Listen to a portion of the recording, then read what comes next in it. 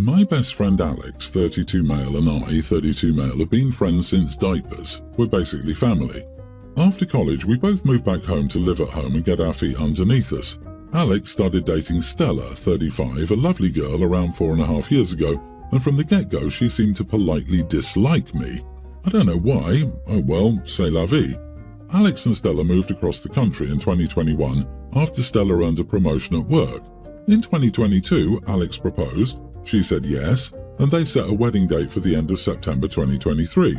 I got a save the date card at the beginning of the year. Based on my conversations with Alex, I assumed I would be in the wedding party, either as a groomsman or the best man. Still, I never received any official confirmation from either of them. A couple months before the wedding, I saw that invitations had gone out on social media and figured mine was en route. It never came. I waited a couple weeks, figured it might have just gotten lost in the mail before I checked in with him. I called Alex and had a brief conversation with him where he was clearly agitated and said he was dealing with a lot, would be incommunicado for the near future, to direct any wedding-related questions to Stella. He'd call me when things cooled off. I called, texted and emailed Stella several times over the course of a week, but she didn't respond to any of them. At this point, I decided I wouldn't be attending the wedding and things were messed up between us.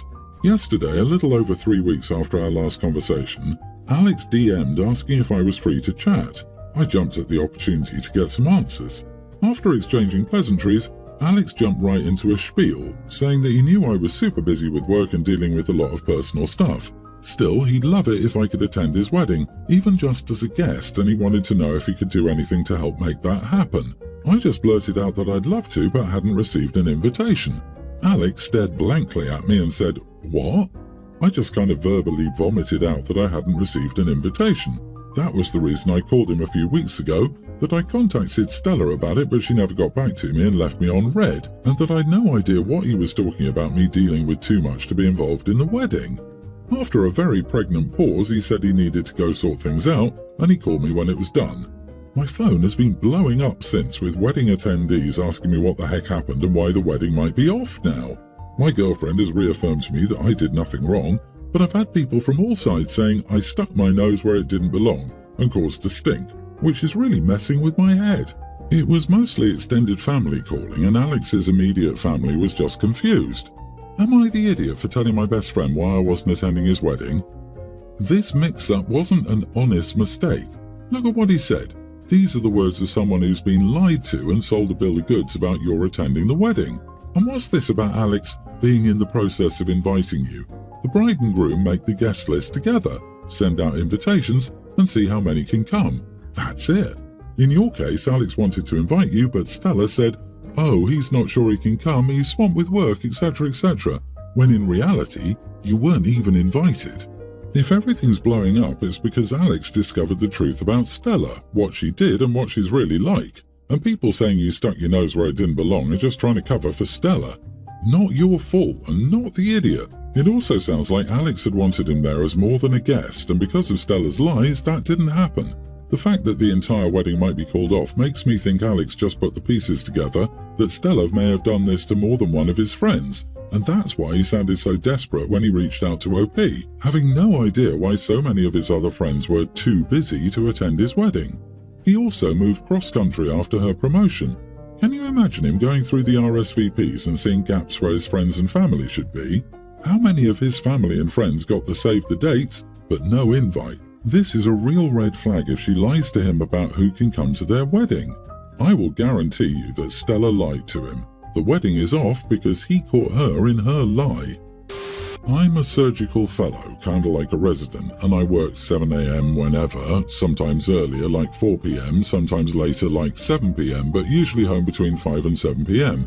She isn't working right now and she's just studying for her exam.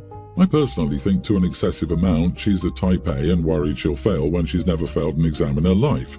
Our young toddler daughter attends daycare from 9 a.m. to 5 p.m. We have an au pair to help out. Ours are set at my wife's discretion because I'm not the one responsible for the kid right now. So, since she's not working, she's been doing all the chores. When I get home, I just want to rest. And I figured she had all day with plenty of time off and hired help. She could help manage the household chores. She can't work for a few more weeks or months, unknown exactly when, due to licensing issues. She's threatened to move back and take our baby. There are some issues because I work every day and that would mean I would rarely get to see either of them, and I signed a lease for 3 adults and 3 bedrooms, which is more than my salary. Am I the idiot for making my unemployed wife do the chores and childcare? Edit, we are both residents. Her exam is a board exam for medicine, so it's one giant cumulative exam covering 4 years of medical school and 4 years of residency. She had to give up her $400,000 job, then some bonus to move, so being unemployed is due to my career move. She's contributing more than 50% of the family expenses and uses her savings. She pays for the daycare, au pair, and she has way more money than me. She says she's tired of being my mom and my servant. Because I am not the one responsible for the kid right now. Ha ha ha ha ha. Sure man, when is it gonna be? After college? She gave up her lucrative job to move with you to yours, pays for all the childcare, does chores, financially contributes to the household, and is studying for a major exam. So everything in life is taken care of, and you dare to call her unemployed like she's a slacker? Really? You are the idiot, OP. You need to grovel so much your relationship is about to end otherwise. You are the idiot, especially about how blasé you are with all the sacrifices she's made for you. You intentionally used her unemployment status as an excuse to contribute nothing to childcare or housework. Still, you left the fact she pays 50% of the household expenses until the end. This means her studies are her job and she contributes equally. So why do you feel entitled to a free pass? You sound insufferable. So what exactly are you two contributing to the relationship? If she left you, she could make $400,000, pay for the daycare au pair easily and out of salary instead of savings, and have fewer chores to do. If the only benefit of being with you is that she loves you, at least be worthy of that love by helping with your own child. The way Adele's Divorce Babe Divorce immediately played in my mind reading this crap. LMFAO. My best friend Chris and I are expecting our first babies with our wives. My wife is 36-ish weeks and I believe Chris's wife Polly is around 28 weeks. Chris and I are very different in how we treat our wives and their pregnancies. Chris still has Polly do a lot, whereas I will take the weight off my wife in any possible way I can. Even small things. Mainly because I feel utterly useless and I don't want my wife straining herself to do things I could easily do myself, while she's growing my baby and uncomfortable anyway. But I guess I messed up the other day. So Chris and Polly invited us out on their boat to go swimming and fishing. My wife was a bit uncomfortable because she's getting close to her due date and is just afraid of going into early labour, so her anxiety is a bit heavier than usual. Well, Chris kept asking Polly to get up and do crap for him, and I would go right behind her and say, "No, sit down, I've got it," and essentially did the same thing I would do with my wife. Well, there's a store along the lake that we stopped off at so I could grab some beers, and Polly asked me to grab her a few things. So I did, a mixture of snacks and drinks, like 4 or 5 items. When I got back to the boat, my wife looked in the bag I got and was immediately angry and didn't talk to anyone for easily an hour. I had no idea why she was so upset, so when we stopped, and Chris and Polly jumped in to swim, I asked what was wrong and she was like, "Pretty damn pathetic that you get her literally everything she asked for and you couldn't even get me the one thing I asked for." I told her I didn't hear her ask for anything and she said, "Yeah, because you were so busy doting on someone else's pregnant wife, you couldn't pay attention to what your own wife was saying." I honestly didn't hear her. But then Chris got back on the boat a bit later and looked at my wife and said, "Where's your drink?" My wife just glared at me. So apparently my buddy heard my wife, but I didn't. Which of course just adds fuel to my wife's anger because it looks really bad. I was right beside my wife and Chris was on the other side of the boat, so I should have heard her. Later on in the night, she told me that she's never been so uncomfortable in her life because Polly and Chris both noticed that I didn't get my wife the one thing she asked for after getting Polly everything she asked for, so it embarrassed her, and that she's not comfortable with me doting on Chris's wife at all, and that she doesn't want to hang out with them for a while because now she's insecure over this. I was just trying to be nice. Am I the idiot? You are the idiot. You were getting off the boat and took a grocery list for another woman. Even if you didn't hear your wife, an actual doting husband would say something like, "Hey babe, is there anything you want from the market?" So you didn't hear or ask her because you were so busy being a honey for another woman. Your wife should be enraged right now. You were so busy trying to show up your buddy for not meeting his responsibilities, you messed up and ignored your own responsibilities. This doesn't make sense. If you've been bending over backward to make your wife's life convenient for the past 30-ish weeks, then I doubt she'd react this strongly the one time you messed up and didn't listen. Have you asked your wife's perspective on how you've been during her pregnancy? It's possible you haven't been as helpful as you think. The way your wife reacted, I just can't imagine that this is the first time you made her feel that way. I just got a job offer in a different state. My husband works in a fly-in, fly-out camp, so it will not affect his work. However, my new job adds nearly $30,000 a year more to our budget. My in-laws live in a different state already and make an effort to see our kids. However, we currently live 8 blocks from my parents, and they are losing it. They say I'm a horrible son for moving their grandchildren away from them, that they have grandparents' rights and all that. I told them I'd be willing to change my family's plans so long as they made the difference between what I currently earn and my new job. I was even willing to go net. I wasn't asking them for my gross earnings, just the after-tax difference. They said expecting them to pay to see their grandchildren was ridiculous. I asked them if they thought my in-laws didn't pay for their flights when they visited. They said that's different. I don't think it is. Just because my parents can walk to my house, they think that seeing the kids isn't an effort for everyone else. My siblings have called me to say I'm an idiot for demanding money from our parents to see the children. I offered to let them pay me the money I'd be losing if I didn't take the new job.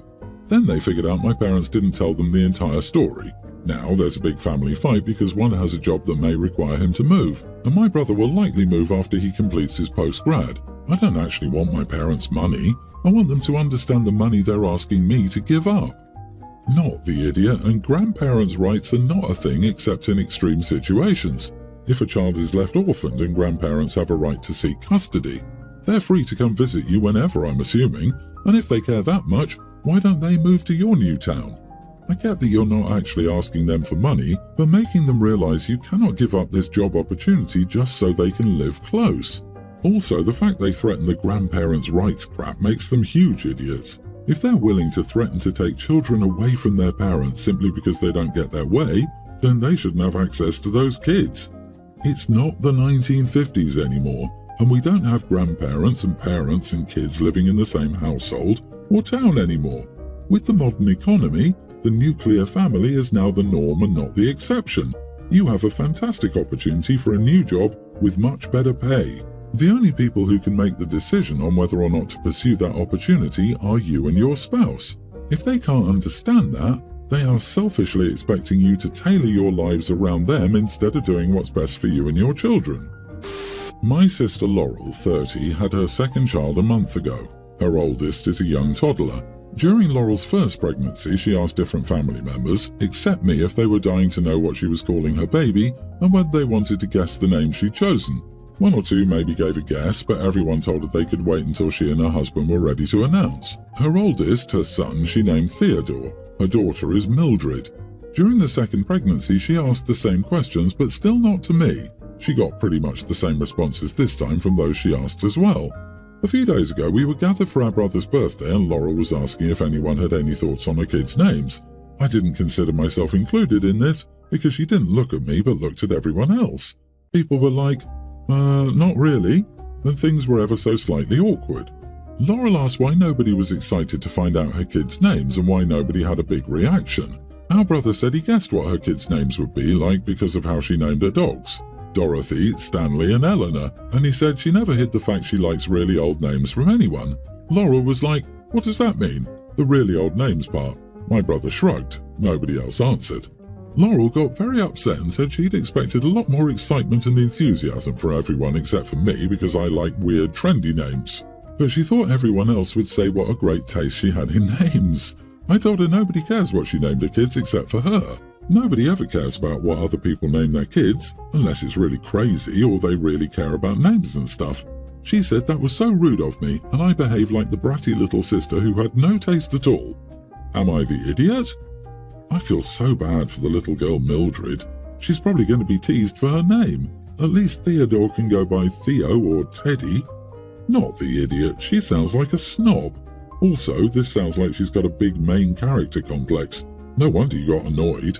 You have to be pretty self-absorbed if you think that anyone will ponder your unborn child's name. You have to be up your own butt if you think any of these people would make a connection with the name you name your dogs to the name you'll choose for your child like it's some sort of dinner theatre mystery. You are self-absorbed enough to serve as your own tampon if you get upset that no one gives a crap.